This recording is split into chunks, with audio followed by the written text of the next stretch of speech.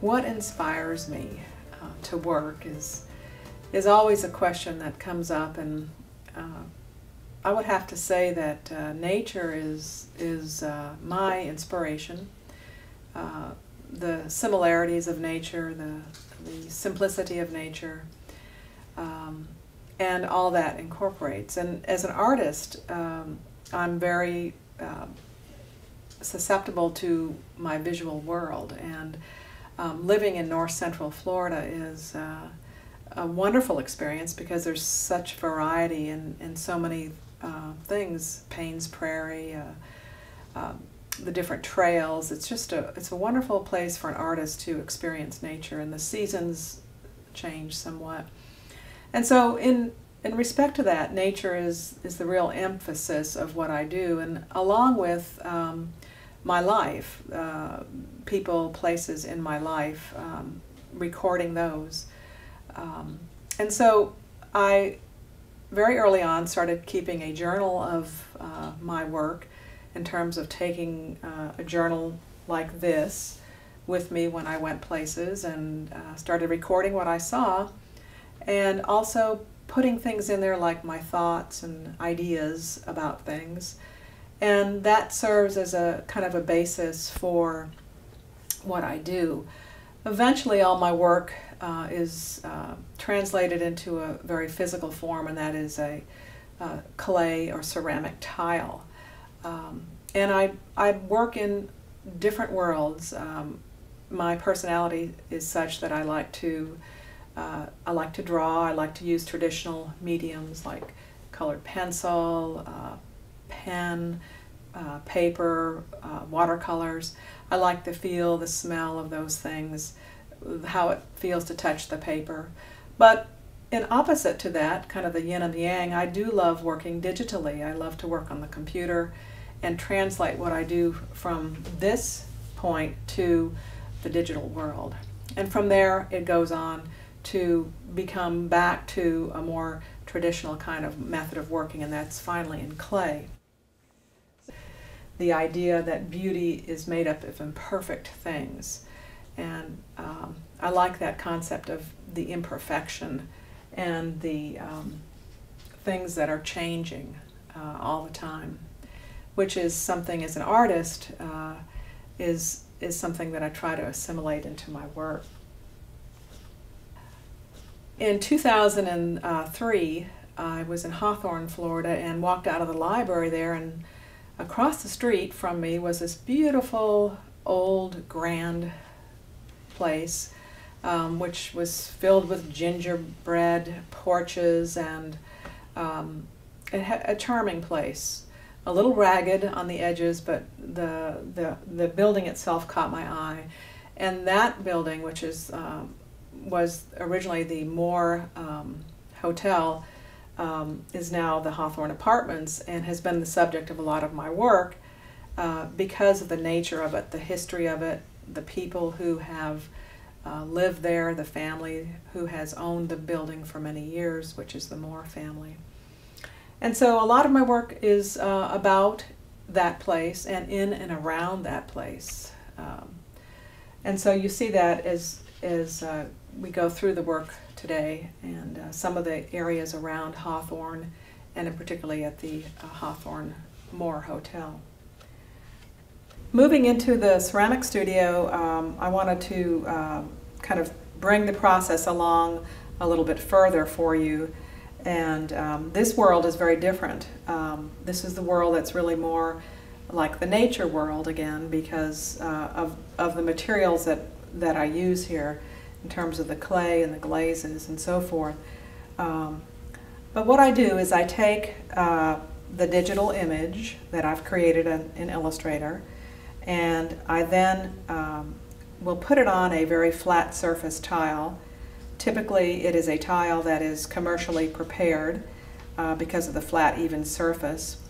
And I apply the wax resist to the actual tile, and those areas will then be the color of the tile. This is what it looks like after it has been fired. When you use a commercially prepared tile, it's already bisque fired, so that means I only have to fire it one time. But I choose my glazes based on the composition and the effect that I want the tile to have. And so it's very close to the original conception of the lotus in that respect. These flat tiles are tiles that can be very spontaneous. They can be very painter-like. As you can see with this tile, it is, you're seeing the wax resist. It's a black color before it burns off to the actual color of the tile itself. But it allows more of a painterly kind of drawing effect on the tile, and I like the freedom of that. So I do occasionally use these commercially prepared bisque tiles, and these are a terracotta. The other process that I use when I'm preparing tiles is that I take my original design and I put it into a material that's called plasticine that you can purchase at any art supply store, and I carve it and create the image that I'm working with. In this case, this is the Hawthorne, some of the architectural details from the Hawthorne Hotel. And the nice thing about working with plasticine is that it is always pliable, and you can always go back in and make some changes to it. And it does not dry out like clay. So this is what we would call the master or the mother. And from this point, I create a plaster mold of this image, and you can see that plaster mold here. This is made out of plaster and hydrocal, which makes it a very dense, very heavy mold, which will lend itself to many tile pressings, perhaps even up to 100. And you can use any kind of clay in here that I like to use. Typically I use a terracotta clay body. I like the redness of the clay. And so once this comes out of the mold, the actual clay, I then have to let it dry, and that may take 2 weeks to dry because of the thickness of the tile. And then I bisque fire it in my kiln and for a first firing. Once that comes out, I then am able to put the glazes on the tile and apply those, and then fire it again and come out with something like this. The nice thing about glazes, when working with glazes, is that even though you have an expectation of what it's going to look like, the chemistry inside of the kiln is so unique each time you fire it that certain things happen. The unexpected happens sometimes, and sometimes those unexpected things are good, sometimes they're not, but that's part of the whole process, is being open to that kind of change that might occur inside of creating the piece. Lately I've been experimenting with creating tile with unusual shapes.